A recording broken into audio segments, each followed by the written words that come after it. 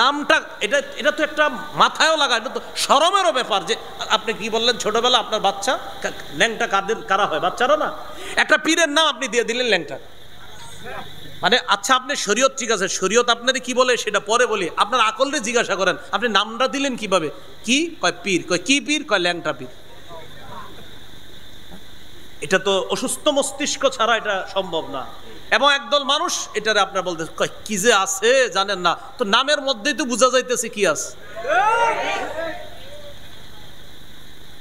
রাসূলুল্লাহ সাল্লাল্লাহু আলাইহি সাল্লাম বলেন, এলাকায় একটা বেদাত প্রতিষ্ঠিত হয়ে গেলে ওই এলাকা থেকে একটা সুন্নত আল্লাহ উঠায় নেয়, এই জাতির উপরে আল্লাহ রাগ করে তাদেরকে সেই সুন্নত ফিরায় দেয় না। আমি এই হাদিসটা নিয়ে চিন্তা করি আর চিন্তা করি, মেসওয়াক করার সুন্নত সবাই জানি। আম্মা জান আয়েশা সিদ্দিকা বলেন, নবী ঘর থেকে যখন বের হতেন সর্বশেষ মেসওয়াক করতেন। ঘরে ঢুকে সমস্ত কাজের প্রথমে সর্বপ্রথম নবী মেসওয়াক করতেন। ঘর থেকে বের হতেন সর্বশেষ কাজ মেসওয়াক, ঘরে ঢুকতেন সর্বপ্রথম কাজ নবীর মেসওয়াক। নবীজি বলেন, জিবরিল আমিন আমাকে এত বেশি মেসওয়াক করতে বলছে, আমি টেনশনে পড়ে গেলাম, না জানি আমার দাঁতগুলো ভেঙে ফেলতে হয় মেসওয়াক করতে করতে, এত বেশি মেসওয়াক করতাম। আব্দুল্লাহ ইবনে ওমর রাদিয়াল্লাহু তাআলা আনহুমা বিছানায় মেসওয়াক রেখে দিতেন, ঘুম ভাঙতো মেসওয়াক করতেন, আবার ঘুমায় গেছে মেসওয়াক পাশে রাখা, আবার ঘুম ভাঙছে আবার মেসওয়াক করছে, আবার এইভাবে রাখা, আবার ঘুম ভাঙছে আবার মেসওয়াক করছে। আরে আপনি এত মেসওয়াক করেন কেন? কয় হাবিবের হাদিস থেকে বুঝছি মেসওয়াকের গুরুত্ব কত। তো এই সুন্নতটা আমরা সবাই জানি কিন্তু পালন করতেছি না কেন? ওই আমার আপনার চোখের সামনে বেদাত হচ্ছে, বাধা দিচ্ছি না, আল্লাহ রাগান্বিত হয়ে আমাদেরকে তৌফিক দিচ্ছে না মেসওয়াক করার। অসংখ্য অগণিত সুন্নত করতে পারি কিন্তু করতেছি না। আপনি দেখবেন অসংখ্য মানুষ এই খানার শুরুতে বিসমিল্লাহ বলা, আপনার অটোমেটিক ভাবে আমরা বিসমিল্লাহ বলতেছি না, অথচ সবাই জানি বিসমিল্লাহ বলা সুন্নাহ, কিন্তু এরপরেও বিসমিল্লাহ বলতে ভুলে যাচ্ছি কেন? আল্লাহ রাগ করে সামনে বেদাত হচ্ছে, রাগান্বিত হয়ে এই সুন্নাহের তৌফিক দিচ্ছে না। তো বলছিলাম এলাকায় বেদাত প্রতিষ্ঠিত হয়ে গেলে এটা সবাই মিলে প্রতিহত করা দায়িত্ব কর্তব্য। বলেন ইনশাআল্লাহ যে এলাকায় বেদাত প্রতিষ্ঠিত হতে দিয়েন না। قال رسول الله صلى الله عليه وسلم ما ابتدع قوم في دينهم بدعة إلا نزع الله من سنتهم سنة ثم لا يعيدها إليهم إلى يوم القيامة। সুনানে দারিমি হাদিসের কিতাব 54 নম্বর হাদিস, রাসূলুল্লাহ সাল্লাল্লাহু আলাইহি সাল্লাম বলেন, কোন জাতি যখন তাদের ধর্মের মধ্যে একটা বেদাত আবিষ্কার করে আর এই বেদাত যদি এলাকায় প্রতিষ্ঠিত হয়ে যায়, আল্লাহ সেই জাতি থেকে একটা সুন্নত ছিনায় নেয়, কিয়ামতের আগে ওই জাতিকে সেই সুন্নত আর আল্লাহ ফিরায় দেয় না। আল্লাহ আমাদেরকে হেফাজত করেন। তাহলে প্রিয় ভাইয়ারা বলেন আমার সাথে সবাই, শিরকি আকীদা রাখবো না, বেদাতি আকীদা রাখবো না, শিরকি কথা বলবো না, বেদাতি কথা বলবো না, শিরকি কর্ম করব না, বেদাতি কর্ম করব না, শিরকি মজলিসে বসবো না, বেদাতি মজলিসে বসবো না, শিরকি মজলিস দেখতে যাব না, বেদাতি মজলিসও দেখতে যাব না। মনে থাকবে ইনশাআল্লাহ। ইসলামে প্রবেশ করেছি কিনা কয় লক্ষণ? 1 নম্বর আত্মসমর্পণ, 2 নম্বর ইখলাস, 3 নম্বর বিশুদ্ধ আকীদা, আকীদায় বেদাত থাকা যাবে না, শিরিক থাকা যাবে না। 4 নম্বর উত্তম চরিত্র, এটা জরুরি বিষয়। উত্তম চরিত্র এটা মসজিদের সামনের কাতারেই বোঝা যায় উত্তম চরিত্রের বিষয়টা। কোথায়? মসজিদের সামনের কাতার। সামনের কাতার যাও যাও। তা আপনি পিছে যাওয়াটা তো এইভাবে বলতে পারেন, তুমি একটু পিছনে যাও। তা আপনি এমনভাবে বলছেন এই ছেলেটারে বয়স 10-12 বছর, তো হয়তো দৌড় দিয়ে সামনের কাতারে চলে গেছে। তো ঠিক আছে মুরব্বী বলছে এইভাবে, তো বলতে পারতেন বাবা তুমি পিছনে যাও আর একজন বড় মানুষ সামনে দাও। এই ছেলেটা আপনারা আগামী 10 দিন সালাম দিবে। আর ওই যে যখন এইভাবে বলবেন যাও যাও যাও পিছনে যাও, আগামী 10 দিন তো সালাম দিবেই না। ওর আম্মারে গিয়ে বলবে আম্মা এই মসজিদে আর যাবো না। এই জন্য আপনার আখলাকটা মসজিদ থেকে আপনি দেখান না। এরপরে মসজিদে খুতবা চলতেছে, মাশাআল্লাহ খতিব সাহেব ভাষণ দিয়ে খুতবা দিতেছে, মুসল্লিরা একদম মনোযোগ সহকারে খুতবা শুনতেছে। ইতিমধ্যে এলাকার এক হোমলা চোমলা নেতা আইসা সবার ঘাট ডিঙায় সামনে যাইতেছে। এটা কোন ধরনের আখলাক দেখাইলেন আপনি? হ্যাঁ, এটা তো আপনি আখলাক দেখাইলেন, সুন্দর হলো না বিষয়টা। তো এই বিষয়গুলো বাংলাদেশে না থাকলেও পৃথিবীতে আছে, বাংলাদেশে আছে বলেই তো আমি বলছি। তো এই হলো আপনার আখলাক, এই বিষয়টা ঠিক রাখা। আল্লাহ তাআলা সূরা কলামের 4 নম্বর আয়াতে বলেন, কাফেররা রাসূল সাল্লাল্লাহু আলাইহি সাল্লামের চরিত্র নিয়ে কথা বলেছিল, তা আল্লাহ তাআলা বলে দিলেন, ইন্নাকা লা আলা খুলুকিন আযীম, হাবিব আমি আল্লাহ আপনার সার্টিফিকেট দিয়ে দিলাম, আপনি মহান চরিত্রের অধিকারী।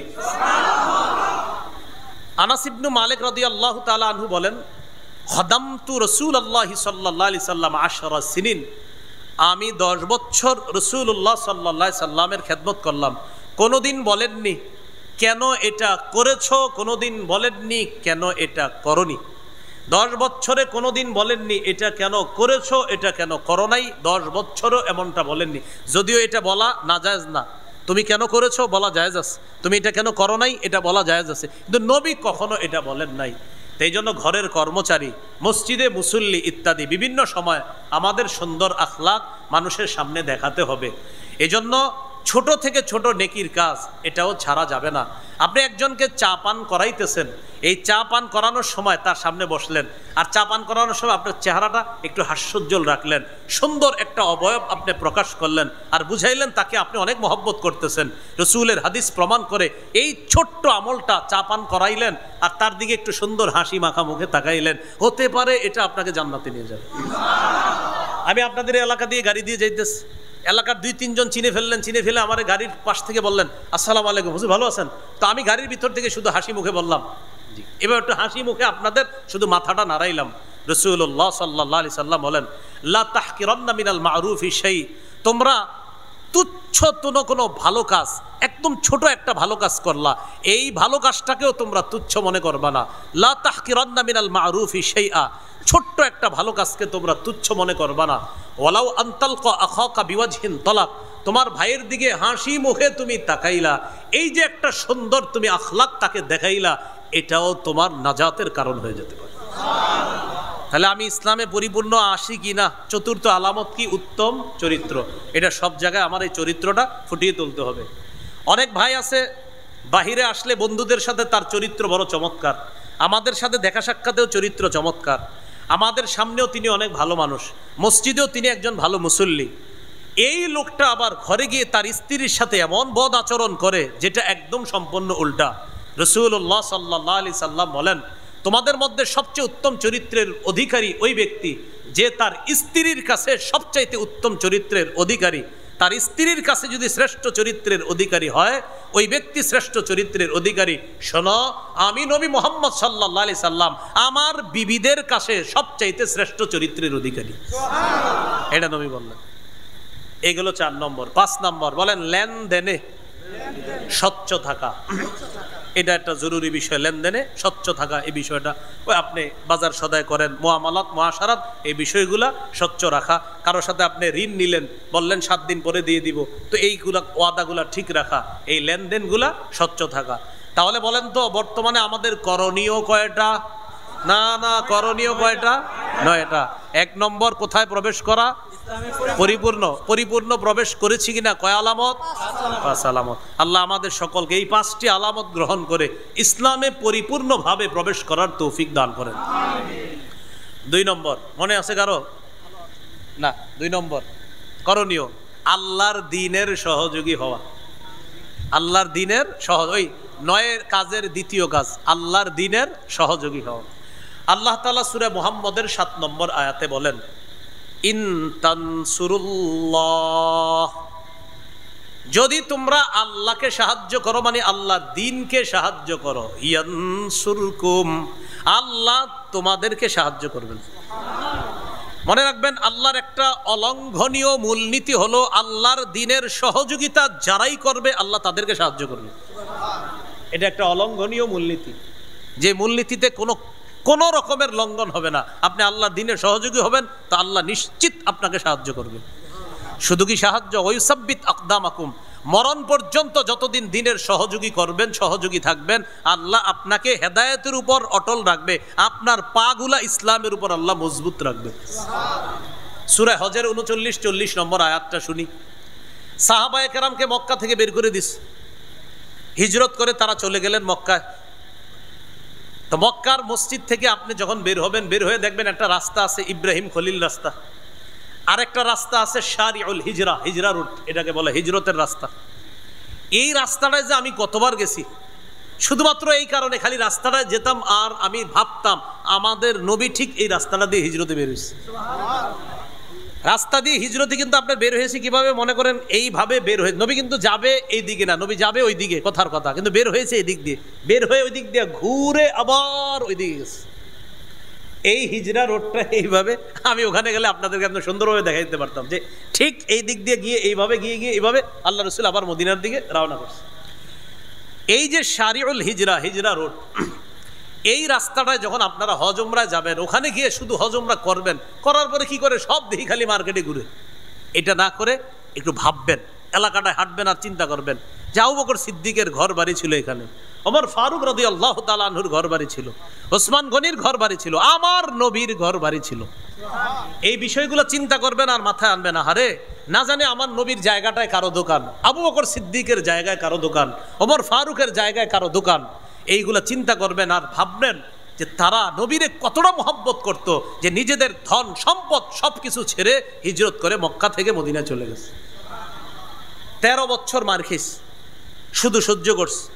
সহ্য করার পর যখন মদিনায় গেছে, আল্লাহ তাআলা বলে দিলেন, উযিনা লিল্লাযীনা ইউকাতালুনা বিআন্নাহুম যুলিমু ওয়া ইন্নাল্লাহা আলা নাসরিহিম লাকাদির। যাদেরকে অত্যাচার করা হচ্ছে তারা মাজলুম, যাদেরকে অত্যাচার করা হচ্ছে তারা কি মাজলুম। 13 বছর অত্যাচার করা হয়েছে। কয় বছর?